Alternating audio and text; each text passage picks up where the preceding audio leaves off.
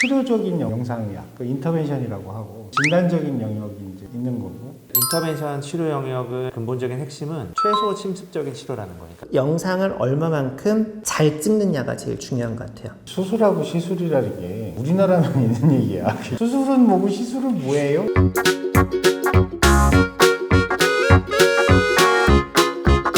안녕하세요. 의사들의 점심시간입니다. 영상학과 뭐 하는 곳이에요? 보통은 사진 찍어주는 데로 알고 있죠. 병원 가면은 사진 찍어주는 데, 그리고 영상의학과 의사는 사진 찍어주는 사람. 저희 어머니도 그렇게 알고 계시더라고요. 예전에는 방사선과라고 불렀었죠. 진단 방사선과. 방사선 검사만 하진 않거든요. 근데 방사선과라는 게 한 가지만 대표하는 이름이어서 영상의학과로 이름이 바뀌었죠.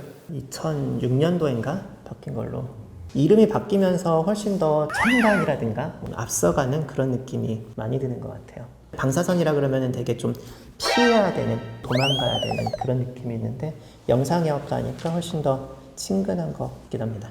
옛날엔 방사선과였죠. 왜 방사선과가 됐냐면 영어로 라디올로지라서 그래요. 방사선학, 무슨 방사선과 뭐 이렇게 된 거고, 치료를 맡는 영사선으로 암을 죽이는 파트가 떨어져 나갔어요, 중간에. 그게 치료방사선과가 됐고 우리는 진단방사선과가 됐고.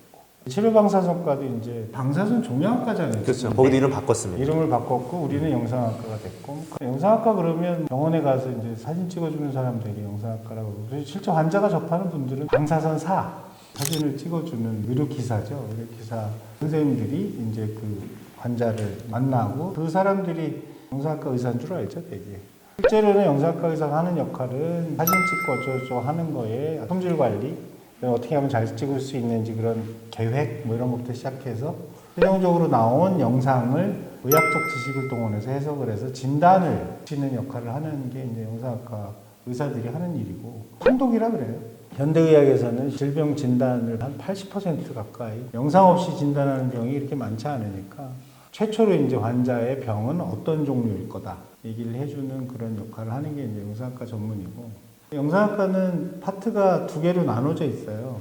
치료적인 영상의학, 그 인터벤션이라고 하고 진단적인 영역이 이제 있는 거고, 두 양반이 다 치료 영역의 그 영상의학을 하시는 분들, 인터벤션 소개를 잠깐 해주시죠.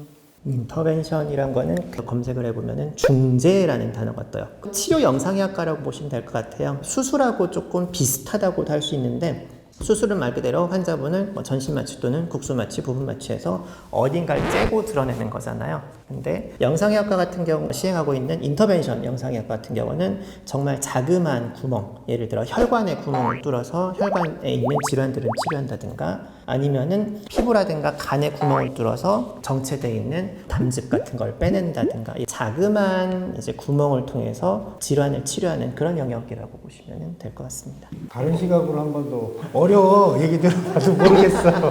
중재라는 뜻이잖아요. 저희 학회에서도 이름을 중재학회로 할 것이냐 뭐 여러 가지 고민을 했었는데 마땅한 표현이 없어서 언어 명칭 그대로 인터벤션이라고 하자고 했고, 중재라는 개념이 뭐냐면 인터벤션 치료 영역은 근본적인 핵심은 최소 침습적인 치료라는 거예요. 뭐 수술처럼 환자를 전신마취해서 뭐 배를 열거나 큰 위해를 가하지 않고 바깥쪽에서는 큰 상처나 절개 없이 이제 몸 안에 큰 질환들을 치료할 수 있다는 거거든요. 제 생각에는 인터벤션 중재라는 이름이 붙은 건 인터벤션 치료들도 그 자체가 어떤 질환의 종착점이 되는 치료를 하는 것도 있지만, 인터벤션 치료를 통해서 환자 상태가 호전이 되면서 더 다른 치료를 할 수 있는 중간다리 역할을 하는 게 굉장히 많거든요.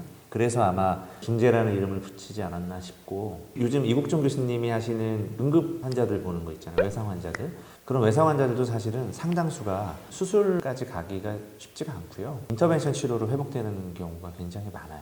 영상의학과 의사는 인터벤션도 그렇고 진단하는 분들도 그렇고 일반인들이 잘 만나기 힘들죠. 저도 인터벤션 시술을 열심히 하는데 환자분들이 제가 어느 과 의사인지, 저한테 간암 치료 열심히 받으셨는데 제가 내과 의사인 줄 아는 환자분들도 계시고, 그러니까 영상의학과가 사실은 굉장히 큰 과거든요. 대학병원 정도 되면은 가장 인원이 많은 게 내과죠. 내과가 제일 많고 그 다음으로 많은 게 영상의학과 의사예요. 그만큼 영상의학과가 하는 일도 많고 많은 의사 선생님들이 계신데 일반인들이 직접 만날 일이 없기 때문에 잘 몰라서 저도 지인을 만나서 소개를 받으면 제가 어떤 의사인지 소개하는데 한참이 걸리고 영상의학과 의사도 이해가 쉽지 않은데 인터벤션 한다 그러면 설명을 포기하는 경우도 있죠. 여전히 어려워. 내가 들어도 뭔지 알지 모르겠어. 저도 인터벤션을 했어요, 대학에서. 저는 목 위에 신경계통 이제 인터벤션을 한 사람이고, 인터벤션은 그냥 쉽게 얘기하면 수술은 째고 환부를 직접 보면서 조작을 하는 거 수술이라고 그러잖아요. 그 외과. 요새 이제 복강경 뭐 이런 거 하잖아요. 근데 옛날에는 이렇게 배를 다 째고 하니까 이게 손상이 많잖아요. 수술이라는 게 어차피 손상이니까. 이제 손상을 줄이기 위해서 요새는 복강경 뭐 이런 거 하잖아요. 이만한 빵꾸 뚫어가지고 카메라 집어넣어서 이제 하는 거. 그런 것처럼 영상학과는 열지 않고 영상을 보면서 치료를 하는 거예요. 그럼 뭘 보냐? CT로도 보고, MRI도 보고, 초음파로도 보고, 수시로도 보고, 외부에서 이제 내부를 들여다볼 수 있는 장비들이 많잖아요, 영상학과에. 그런 걸 이용해서 환부를 그걸로 들여다보면서 외부에서 아주 작은 기구들, 아주 작은 구멍으로 들어갈 수 있는 기구들을 통해서 치료하는 분야, 그게 이제 인터벤션이죠. 근데 왜 영상학과 의사가 하게 됐냐? 그 장비들을 다루는 사람이 영상학과니까 영상학과 의사들이 그 장비에 익숙하고 그 장비 조작을 하고 그 장비를 통해서 환부를 보고 밖에서 이제 바늘이건 뭐 관이건 뭐 여러 가지 조그마한 기구들을 통해서 치료하는 분야를 맡게 된 거죠. 그 역사는 길지 않아요. 인터벤션이 생긴 게 뭐 한 40년? 40년 정도밖에 안 된 거죠. 요새 트렌드로 따지면 최소침습 수술 중에 하나니까 유효한 것들이 많고 초기 시작할 때는 몇 가지 안 되는 치료를 시작했지만 지금은 거의 뭐 못하는 게 없을 만큼 굉장히 많은 것들을 해요. 수술에도 같은 거를 치료하는 방법이 있는데 수술하면 회복 기간이 길고 예를 들면 뇌에 있는 혈관에 무슨 뭔가 문제가 있을 때 옛날 방식으로 하면 머리를 깎고 전신마취를 한 다음에 머리 두개골을 열고 뇌를 살살살살 이렇게 띄워가지고 혈관에 가서 치료를 하고 이렇게 나오면 적어도 중환자실이 일주일 코스야. 일주일 동안 중환자실에 있어야 돼요. 손으로 만졌잖아, 뇌를. 요새는 이제 그렇게 안 하고 혈관을 타고 들어가서 사타구니에 있는 큰 혈관을 뚫고 들어가는 데가 한 2, 3mm밖에 안 돼요, 구멍이. 그 안에 이제 얇은 관을 넣어가지고 병변까지 가서 투시라고 이제 엑스레이로 이제 보는 혈관 조형기로 보고 치료하는 이런 간단한 방법이 있죠. 그것도 전신마취는 하지만 중환자실에 하루만 있으면 되고 머리 안 깎아도 되고요. 머리 깎고 안 깎고가 되게 커요. 환자 입장에서는. 남자는 그나마 나은데 여자는 머리 깎으면 되게 자기 스스로의 나는 되게 중환자네 뭐 이렇게 생각이 되거든요. 인터벤션은 어렵게 생각할 거 없어요. 그냥 치료야, 치료. 이제 영상학과에 직접 환자가 오는 경우는 드물어요. 이게 외과나 내과나 뭐 이런 환자를 직접 보는 과에서 환자를 보고 무슨 검사가 필요하겠다. 그 사람들이 그렇게 생각을 하면 그 검사를 해주세요라고 영상학과에 보내죠. 그러면 이제 영상학과에서 보고 MRI 찍건 CT를 찍건 초음파를 하건 한 다음에 그 검사 결과를 알려주는 과였죠. 요새 인터벤션은 직접 오는 거죠. 치료 분야에 따라서 정혜도 원장님 같으면은 전립선, 자궁 근종 뭐 이런 거 이제 치료를 하니까 이제 직접 오셔서 이제 환자 진료 보고 그쪽 선생님은 요양병원에서 오는 밥을 못 먹으면 위에다 직접 음식을 넣어줘야 되잖아요. 위장에다 직접 관을 꽂는 그런 시술. 위로술이죠, 우리. 루라는 게 그 길이야, 길. 이게 길 뚫는 거예요. 거기다 이제 관을 넣어주면 거기다 이제 음식을 직접 넣어줄 수 있게 하는 거. 혈관으로 들어가는 중심 전맥관이라고 해서 이제 심장에다 직접 이제 관을 집어넣는 거. 그런 종류 시술들을 하니까 이제 직접 환자를 보는 분야도 있고. 진단적인 분야는 저는 이제 통증 뭐 이런 걸 하니까 수술이나 뭐 관절 아픈 거, 어깨 아픈 거 뭐 이런 거 치료를 하니까 통증 있을 때 주로 이제 많이 오시고 직접 환자를 보는 분야가 있고 검사라는 분야는 직접 환자를 안 봐요. 검사를 의뢰하면 검사를 해주고 판독해서 보내면 판독을 보고 뭔가 진료를 하는 그런 파트고 치료적인 영상의학, 인터벤션 영상의학 파트는 그런 거고 진단적인 영역의 영상의학은 방금 얘기했던 검사를 의뢰받으면 하는 거고 검사 종류는 굉장히 많죠. 가장 단순하게 엑스레이, 척허, 뼈 찍고 뭐 가슴 엑스레이 찍고 이런 거 하잖아요. 이게 한 30, 30년 됐어요. 렌트겐이라는 분이 엑스레이를 이렇게 만든 다음에 그때부터 이제 일반 엑스레이로 뭐 하는 거 하고 요새는 뭐 유방 촬영이라고 뭐 하잖아요. 유방암 찾는 거. 유방을 이렇게 짜부를 만들어가지고 이렇게 사진을 찍어서 짜부를 왜 만드냐면 평평하게 펴가지고 봐야 되니까 짜부 만드니 아파요. 초음파 이런 거 많이 하잖아요. 초음파 CT, MRI, 그다음에 요새는 MRI하고 펫이라고 이제 회귀학 쪽에 뭐 그런 거랑 이제 합쳐서 하는 MR 펫, CT 펫 이런 것도 있고 혈관종이라고 해서 혈관 안에 인터벤션 파트에서 많이 쓰는 그런 검사를 하는 거죠. 유방 촬영술 같으면은 어느 병원에 가서 찍나 똑같겠죠. 기계도 똑같고 찍어주는 건 어차피 방사선사 그러니까 의료기사 분들이 찍어주기 때문에 똑같지만은 유방 촬영기 자체가 특수 장비로 되어 있거든요. 즉 나라에서 관리를 하면서 질에 대한 검토를 하고 관리를 원래 계속 하게 돼 있어요. 지금은 살짝 바뀌게 됐는데 예전에는 영상의학과 선생님이 거기에 꼭 이렇게 등록이 돼 있어요.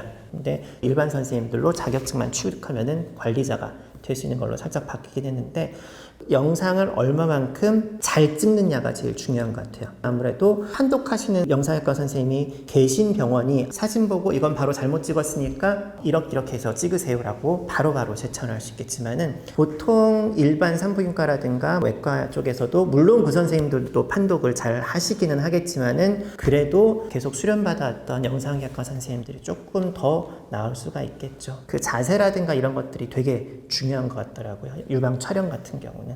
추가적인 검사가 가끔 필요해요. 기본적으로는 그냥 이렇게 눌러서 한번 찍지만은 확대 촬영 같은 게 있거든요. 이 부분을 이렇게 의심스러우니까 그 부분 확대 촬영해 주세요. 이런 것도 어떻게 보면은 촬영하고 판독하고 유기적으로 좀 연결이 돼 있어야 더 좋은 결과를 얻을 수 있는 것 같습니다. 질문은 간단한데 대답은 무지하게 그냥 간단하게 해도 똑같아요. 산부인과에서 찍는 유방 촬영술이나 뭐 외과에서 찍는 거나 영상학과에서 찍는 거나 찍는 거 똑같고 장비도 똑같고 찍는 사람도 똑같아. 찍는 사람은 되게 이제 방송사 찍으니까. 근데 이제 판독은 영상학과가 해요. 그쪽에서 찍더라도 판독은 영상학과 가 하고 아주 일부 선생님들이 뭐 자기가 판독을 하는 경우도 있긴 한데 99.9% 이상은 사진은 거기서 찍더라도 판독은 영상학과에서 하고. 왜 그럼 거기서 찍냐? 여자 환자들이 많이 가잖아요, 산부인과에. 병원에 간 김에 장비가 있으면 좋잖아요. 한번 병원 가서 편리하게 가서 찍고 거기서 진료 받으면 좋으니까 산부인과 선생님들이 그런 거 많이 하는 것 같아요. 여성의학 뭐 이런 거 많이 하잖아요. 여성 그러면 제일 가까운 과가 산부인과잖아요. 환자의 접근성이 좋기 때문에 거기서 찍는 거고. 초음파도 하잖아요. 근데 역시 이제 초음파를 보다가 또 문제가 생기면 영상학과에서 또 봐요. 산부인과 선생님은 산부인과에 특화되는 이런 걸 보지만 영상학과 의사들은 전문적으로 맨날 사진만 뒤다보고 있으니까 1차적으로 초음파를 보고 넘어와서 요새 MRI 찍던 초음파를 다시 하던 CT를 찍던 연계가 되는 거죠. 한마디로 얘기하면 똑같다.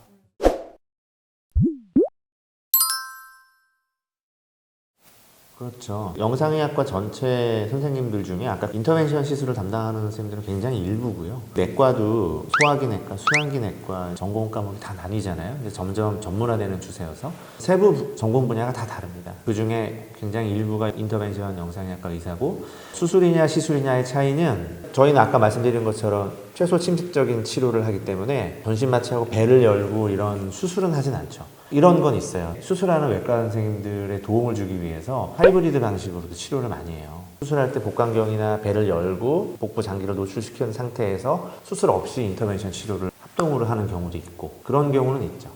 수술하고 시술이라는 게 우리나라만 있는 얘기야. 수술은 뭐고 시술은 뭐예요? 뭐 그런 거는 의학적으로 나눠져 있는 게 아니에요. 대강 감각적으로 생각하면 뭔가 째고 뭐 이를 크게 벌리는 거 수술, 간편하게 하는 거 시술 이렇게 나누면 영상학과 의사는 시술을 하는 거죠, 시술. 근데 치료의 효과나 치료의 위험도나 이런 걸로 보면 수술이나 시술이나 똑같아요. 똑같이 위험하고 똑같이 효과적이야. 근데 이제 회복 기간이나 이런 거에는 좀 차이가 나고 대개 시술은 전신 마취를 안 해요. 그리고 대개 수술은 전신 마취를 하죠. 그런 관점에서 보면 영상학과 의사는 시술은 하되 수술은 안 하죠. 외과도 마찬가지잖아요. 복강경 이런 걸로 하면 그거 수술이야 시술이야. 배도 안 열는데. 막 이제 뒤죽박죽이라서 얘기하기로는 뭐 그렇죠. 난 다시 하려면 영상학과 안 할 것 같은데. 뭐 하실 거예요? 의사를 안 할 것 같아. 내가 왜 의대를 왔을까 이런 생각이 늘상 들어요. 자, 오늘은 여기까지 하고요. 구독과 좋아요 부탁드리겠습니다. 감사합니다.